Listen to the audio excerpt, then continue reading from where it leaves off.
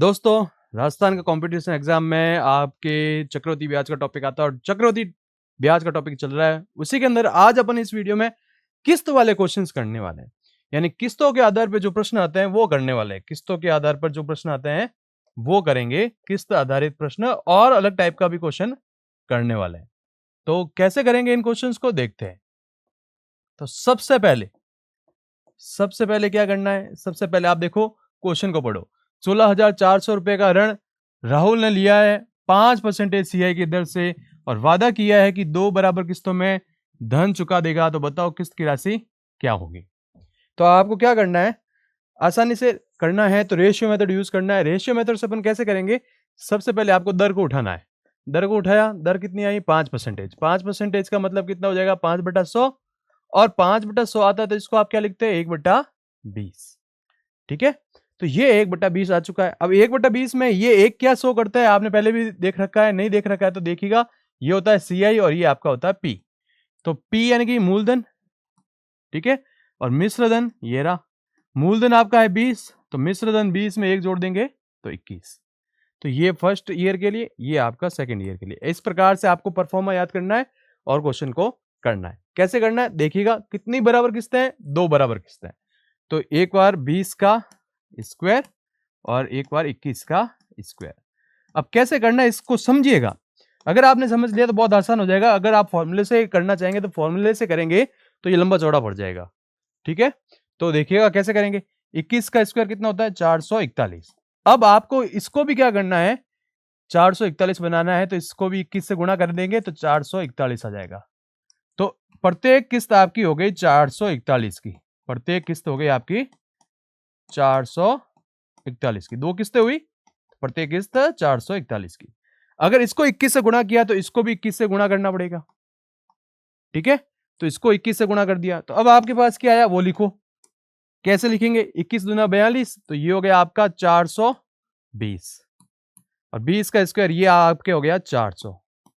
तो आपका जो मूलधन बना है वो बना है 400 प्लस 441, तो ये हो गया आपका 841।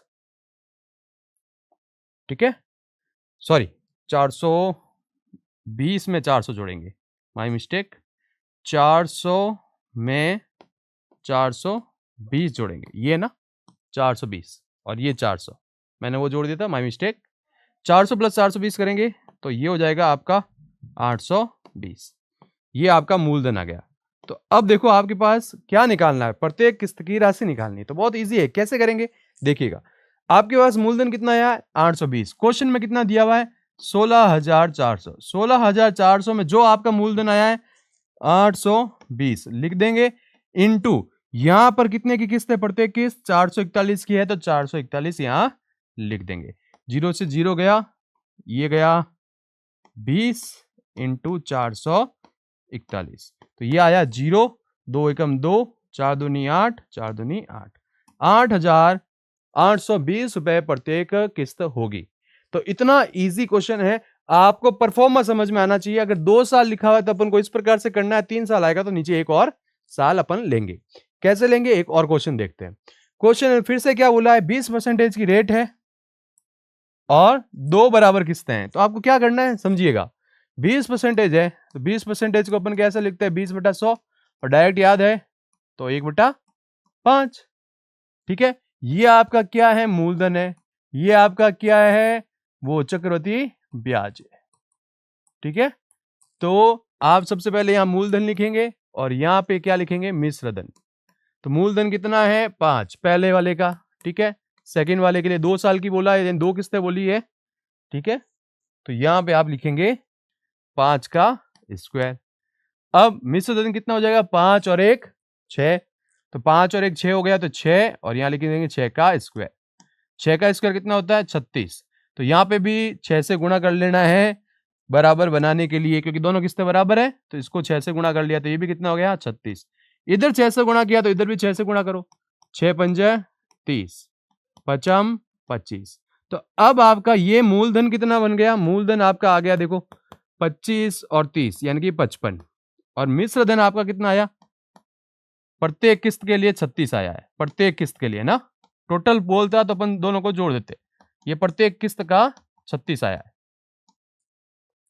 ठीक है, तो क्या करना है, कितना इजी है देखिएगा, यहां पर कितना लिखा हुआ है 11,000, ये आपका मूलधन है तो ये 11,000 लिखा।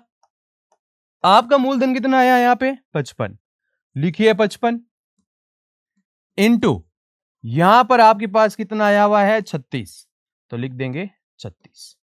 तो इसको काट दो, 11 के पहाड़े से काट देते हैं, 11 पाँच 55, 11 के पहाड़े से काटा तो 1000 आया, बट्टे में आया 5 इंटू आया 36, 5 के पहाड़े से काटा तो 200 आया इंटू 36, 36 दूना होता है 72, पीछे 2 जीरो, तो 7,200 रुपए प्रत्येक किस्त की राशि आ गई है। आप देख सकते हैं कितना इजी क्वेश्चन हो गया है।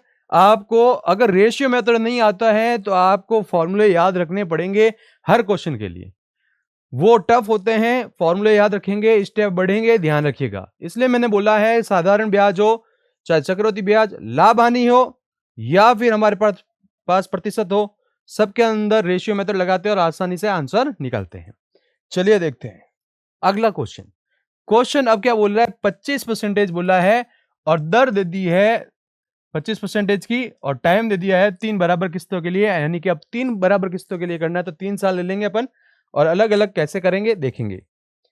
तो फर्स्ट सेकंड ऐसे कर लेना है, थर्ड 3 के लिए बोला तो 3 के लिए ले लेंगे। दर कितने की है 25%, 25% का मतलब 25 के 100 होता है 1/4, ये आपका मूलधन बन गया, ये आपका सीआई बन गया।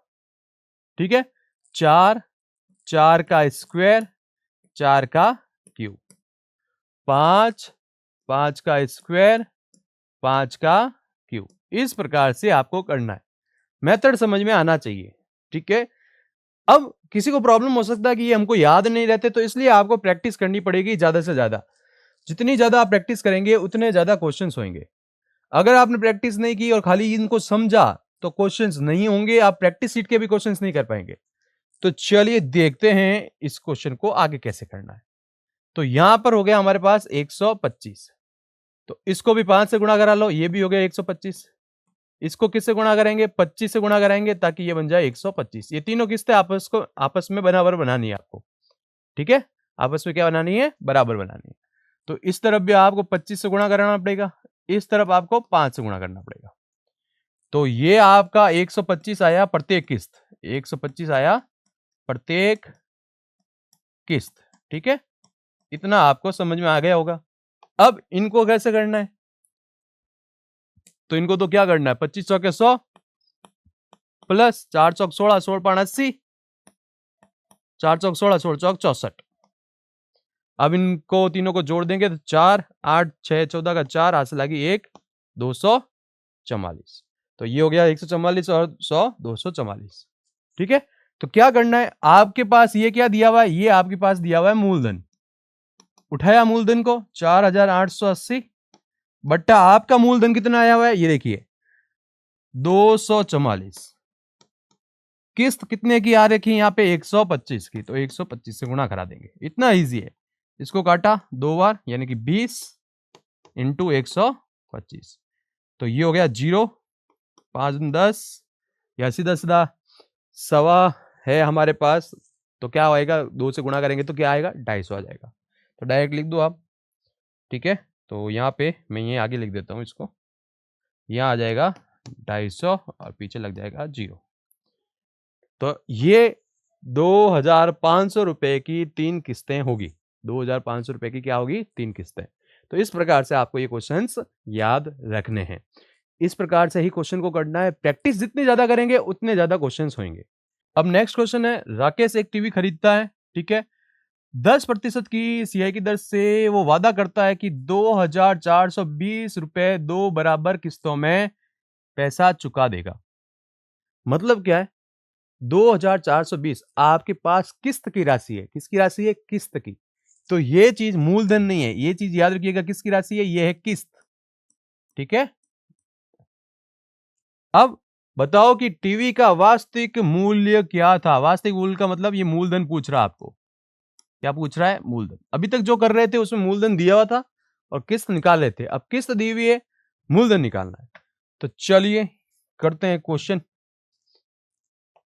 अब देखो कैसे करेंगे, सेम वही मेथड है। दर कितनी है आपके पास, दर कितनी है आपके पास, दर है आपके पास 10% की। 10% का मतलब कितना हो जाएगा, 1/10। ये आपका मूलधन और ये आपका मिश्रधन। मूलधन आया 10 और 10 का स्क्वायर। क्यों लिया 10 और 10 का स्क्वायर, क्योंकि दो किस्तें हैं इसलिए, है ना। और 10 में एक जोड़ दिया 11 और 11 का स्क्वायर, तो ये हो गया 121।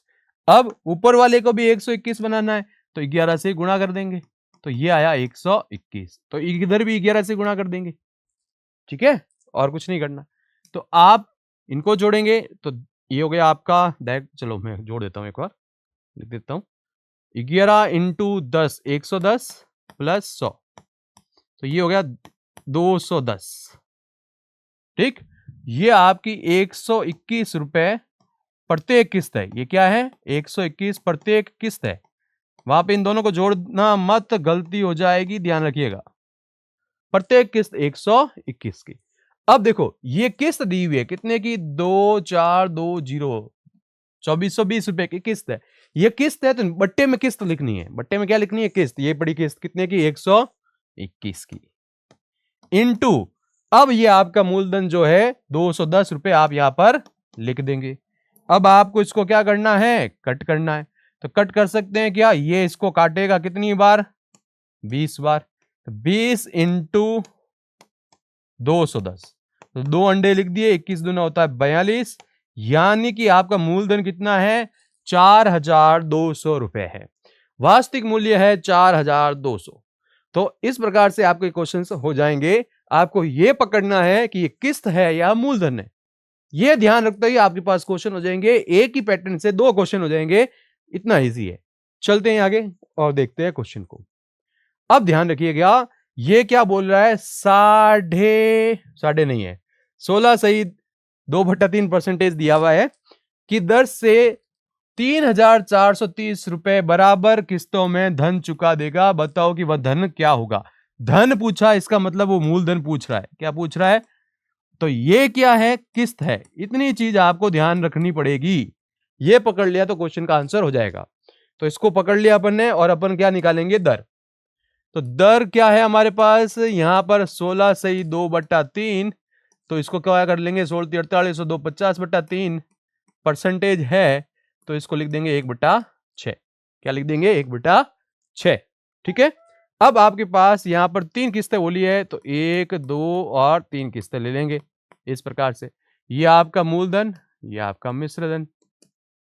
अब सॉल्व करेंगे, कैसे सॉल्व करेंगे वो देखेंगे। तो यहां पर आपके पास 6 आया होता, 6 या लिखेंगे 6 का स्क्वायर, या लिखेंगे 6 का क्यूब। यहां 6 और 1 हो गया 7, 7 का स्क्वायर, 7 का क्यूब। ठीक है।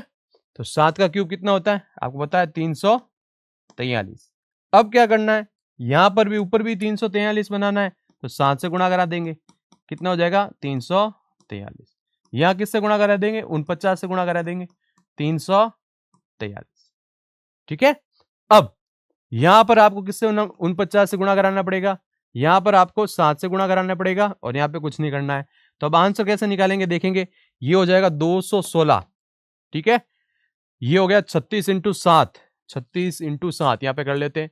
36 इंटू 7, 7 संग 42 का 2 हंस लगी 4, 7 या 21 और 4 25। ठीक है। यहां पर 49 इंटू 6 करेंगे तो 9 छिंग 54 का 4 हंस लगी 5, 6 चौक का 24 और 5 29। ये अपन ने ऐसे जोड़ दिया। ये आपका क्या आ गया, टोटल मूलधन आ जाएगा। तो 6 और 4 10 और 2 12 हंस लगी 1 2 5 और 2 7 हो गया 9 16, 6 हंस लगी 1 2 2 4 2 6 और 1 7, 762। और यहां पर 343 आपकी क्या आ रही है, किस्त आ रही है। तो कोई बात नहीं, यहां पर किस्त कितनी दी हुई है, 343 ये दिया हुआ, यहां पे आया 343 ये आया हुआ। ठीक है। और यहां पे कितना आया 762, तो ये 762 यहां पे आप लिख देंगे। इसको काटेंगे 10 बार तो 7620 रुपए आपका मूलधन हो जाएगा। 7620 ये आपका क्या हो गया, मूलधन आ गया। तो इतना इजी है। ये ध्यान रखना है कि 2 साल का बोला है या 3 साल का। तो ये जो अपन कर रहे हैं वो सब क्वेश्चंस रेशियो मेथड से कर रहे हैं। रेशियो मेथड अगर करना आ गया, सब क्वेश्चन इजी से हो जाएंगे। चलते हैं आगे। अब देखिएगा, बहुत ही लॉजिकल क्वेश्चन है ये। 2 वर्ष का एसआई, एसआई का मतलब क्या है? साधारण ब्याज, ठीक है ना, या सरल ब्याज जो आप बोलते हैं। अब ये है चक्रवृद्धि ब्याज 600 रुपए, 2 साल की बात कर रहा है, ठीक है। ये पहला साल, ये दूसरा साल। 2 वर्ष का एसआई कितना है? 500 है। ये एसआई और ये ले लिया सी है, यहां दिया हुआ है 500 है। तो हमें पता है बराबर होता है ब्याज, सरल ब्याज में हर साल के लिए बराबर होता है। तो दोनों का मिला के 500 हुआ, तो इसका मतलब यहां पर भी 250, यहां पे भी 250। ये हमारे पास क्या आया हुआ है? 600।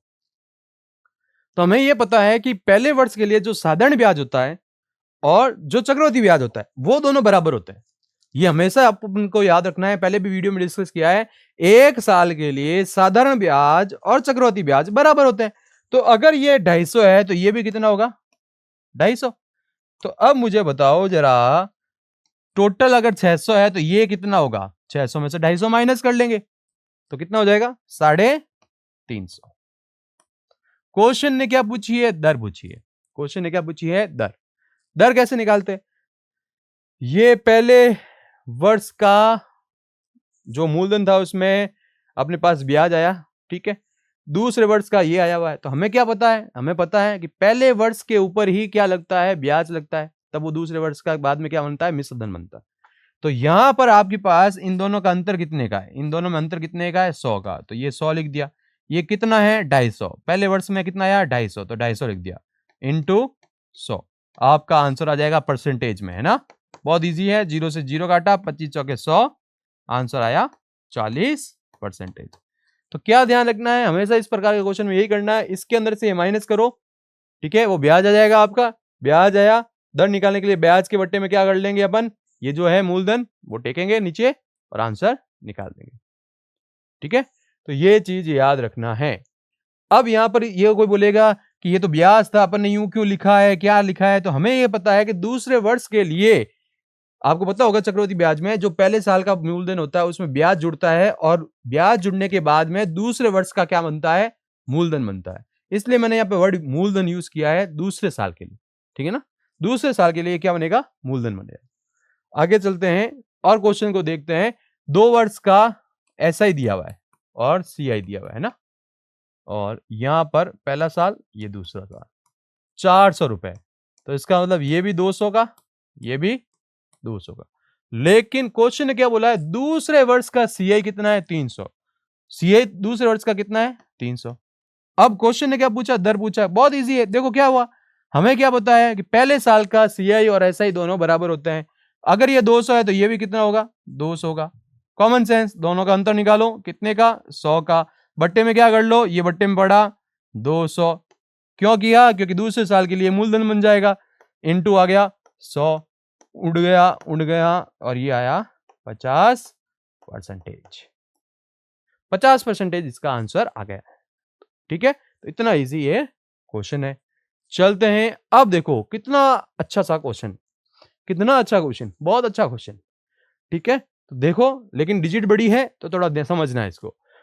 हमारा ये तो मूलधन था 3 वर्ष बाद में, 3 वर्ष बाद में कितने का बन गया? 6690 का। यही मूलधन 6 वर्ष बाद में, 6 वर्ष बाद में कितना बन गया? 10,035 का। तो कुल मिला के अपन ये कह सकते हैं, ये टोटल 6 वर्ष था, तो यहां पे भी अब क्या बन गया? 3 वर्ष बन गया। तो ये भी 3 वर्ष का, ये भी 3 वर्ष में, तो इनका अनुपात बराबर होगा। इनका अनुपात क्या होगा? बराबर। इसलिए मैंने बोला था रेशियो मेथड से क्वेश्चन करना। तो क्या होगा? 10035 divide 6690 equal to 6690 divide by X. अब अपन एक्स को लिखेंगे क्या? 6690 इंटू 6690 और 10035। अब आप इसको कट करोगे तो आंसर क्या आएगा? 4460 रुपए, ठीक है। कैलकुलेशन थोड़ी सी बड़ी है लेकिन कॉन्सेप्ट समझना है। एग्जाम में इतने बड़े डिजिट्स कभी नहीं आएंगे। एग्जाम में हमेशा इजी क्वेश्चंस आते हैं, यहाँ पे कट जाते हैं, ऐसी डिजिट्स ही आती है। तो समझाने के लिए मैंने बताया, जब भी ऐसे क्वेश्चन आए आपको रेशियो मेथड लगाना है और आंसर निकालना है। चलते हैं नेक्स्ट क्वेश्चन की तरफ। नेक्स्ट क्वेश्चन क्या कह रहा है वो देखिएगा। 5% है तो दर को उठा लो आप। दर को उठा लिया, 5% का मतलब कितना हो गया? 5% का मतलब 5 1 बट्टा, यहां लिख देता हूं पहले, 5/100 यानी कि 1/20। ठीक है, क्या कह रहा है? चक्रवृद्धि ब्याज दर तथा वार्षिक चक्रवृद्धि से मूलधन तथा कुल धन में n वर्षों बाद क्या अनुपात होगा? n वर्षों बाद में क्या अनुपात होगा? किस किस के अंदर पूछा है? चक्रवृद्धि ब्याज से मूलधन तथा कुल धन में, मूलधन तथा कुल धन में। कोई बात नहीं है, सिंपल सा क्वेश्चन है। क्या बोल रहा है? क्या अनुपात पूछ रहा है? किस किस का पूछ रहा है? मूलधन का पूछ रहा है और मिश्र धन का पूछ रहा है। कोई अपने लोड ही नहीं है। क्यों नहीं है? ये रहा आपका मूलधन 20 और ये आपका ब्याज है 20 में एक जोड़ा तो क्या आया? 21। अब 20 और 21 कहां आ रहे हैं? 20 और 21 ये रहा, आपका आंसर आ चुका है। अब कोई बोलेगा यहां तो n लिखा हुआ है, अपने पास n नहीं लिखा हुआ है, n की वैल्यू 1 ले लो। n की वैल्यू क्या ले लो? 1। इसमें वैल्यू पुट कर दो, सब में 1 1 1। कौन सा आंसर आ रहा है? ये आंसर आ रहा है। ये क्या आ रहा है? आंसर। ये करेक्ट आंसर आ गया अपने पास। इतना इजी क्वेश्चन था। चलते हैं आगे। अब ये क्या कह रहा है वो समझिएगा। न्यूनतम पूर्ण किए गए वर्षों की संख्या क्या होगी जिसमें एक राशि 20% चक्रवृद्धि ब्याज प्रतिवर्ष की दर से दुगुनी से अधिक हो जाए? अब ये कहना क्या चाहता है वो देखो। दर को उठाना है, दर को उठा लिया, 20% ले लिया यानी कि 1/5 आ गया। तो आपका मूलधन आ गया 5, आपका मिश्र धन आ गया 6। तो ये कह रहा है, यहां पे n लगा लो, यहां पे भी n लगा लो। ये कहना चाहता है कितने समय बाद, कितने समय बाद जो मूलधन होगा, जो मूलधन होगा, जो क्या होगा? मूलधन, और जो मिश्र धन होगा उसमें एक रिलेशन बोल रहा है। क्या बोल रहा है? देखो यहां पर एक राशि 20% चक्रवृद्धि ब्याज प्रतिवर्ष की दर से दुगुनी से अधिक हो जाएगी, दुगुनी से अधिक हो जाएगी। अब इसका मतलब क्या है कि ये जो मिश्र धन है वो इस मूलधन से दुगुने से अधिक होना चाहिए। दुगुने से क्या होना चाहिए? अधिक होना चाहिए। कैसे? अगर मैं पहले साल लेता हूं, n का मान मैं ले लेता हूं 1, पहला साल 5 और 6, ये 5 है, ये 6, इसका दुगुना क्या होता है? 10। क्या आ रहा है? क्या नहीं? तो n बराबर 2, 25 और ये हो जाएगा 36। दुगुना हो रहा है क्या? नहीं। n बराबर 3, 5 25, 25 5 125, 6 चंग 36, 36 सिंह 216। क्या अब भी इसका डबल हो रहा है क्या? एक, सॉरी 125 का डबल हो रहा है क्या? ये नहीं हो रहा है। तो इसका मतलब n का मान क्या होगा? अब 4 लेंगे, 5 से गुणा करा देंगे, 25 × 25 625 और 36 × 36 इसको 6 से गुणा करा लो, 6 चंग 36 का 6 और 6 और 3 हो गया 9, 6 दूनी 12। तो अब देखो इसका डबल क्या होता है? 625 का 1250 और ये 1250 से क्या है? ज्यादा है। इसका मतलब n का मान, न्यूनतम मान क्या होगा? 4 होगा। n का न्यूनतम मान क्या होगा? 4। तो क्वेश्चन की लैंग्वेज थोड़ी घुमी हुई है लेकिन आपको समझ में आना चाहिए कि किस प्रकार से क्वेश्चन को करना है। तो इस टाइप के क्वेश्चंस आपके बहुत इजी होते हैं और इनको करना बहुत इजी होता है। अब क्वेश्चन को देखते हैं और क्या बोलते हैं वो पढ़ते हैं। क्या बोल रहा है क्वेश्चन? निश्चित राशि दी हुई है 10% की दर से 2 वर्ष के लिए चक्रवृद्धि ब्याज और साधारण ब्याज का अंतर दिया हुआ है। कितना है? 874 रुपए। तो जब भी सीआई और एसआई का अंतर आता है, हमने पहले भी देखा है, जब भी इनका अंतर आता है कितने के लिए? 2 वर्ष के लिए। 2 वर्ष का जब भी अंतर आता है तो अपने अंतर का फॉर्मूला क्या होता है? याद होगा आपको? नहीं याद है? कोई बात नहीं, घबराने की बात नहीं है। दर बट्टा 100 लिखते हैं और इसका कर लेते हैं स्क्वायर। अंतर कितना है? 874 रुपए का। मूलधन हमारे पास नहीं है, दर हमारे पास 10 दी हुई है, बट्टे में 100 लिखेंगे और लिख देंगे स्क्वायर। ये काटेगा इसको तो 874, यहां पे बचेगा 1/100, 2 मिंडी और लगा लो, 87400। ये आपका x का आंसर आ गया। ये आपके x का क्या आ गया है? आंसर आ गया। तो इस प्रकार से आपका ये 87,400 रुपए राशि यानी मूलधन आपका आ जाएगा। तो ये क्वेश्चंस हैं, इतने इजी क्वेश्चंस हैं, आप आसानी से कर सकते हैं। चक्रवृद्धि ब्याज का डर रहता है, अगर डर है तो आप पहले वीडियो से इनको देखिए। आप डायरेक्ट बीच में से कोई वीडियो मत देखिए। पहला वीडियो है, सेकंड वीडियो है, जब आपको कॉन्सेप्ट क्लियर होगा। उससे पहले भी मैं बोलूंगा आप साधारण ब्याज को देखिए और साधारण ब्याज से भी पहले मैं देखूंगा आप रेशियो और ये प्रतिशत, ये दोनों पढ़ना है। इन दोनों को देखिए और इन दोनों को देखकर आपको ये टॉपिक बहुत इजी समझ में आएगा, बहुत इजी लगेगा। अगर हार्ड लगता है तो मेरा यही कहना है कि रेशियो और प्रतिशत का टॉपिक पहले पढ़िए, उसके बाद में ये कीजिए और रेशियो मेथड से सारे क्वेश्चन को सॉल्व कीजिए। अगर फॉर्मूले मेथड से आप यूज करेंगे, सब में फॉर्मूला लगाएंगे, आपका दिमाग का दही हो जाएगा, आप एग्जाम में याद नहीं रख पाएंगे, एक प्लस माइनस की गलती और क्वेश्चन गलत हो जाएगा। ये चीज याद रखिएगा।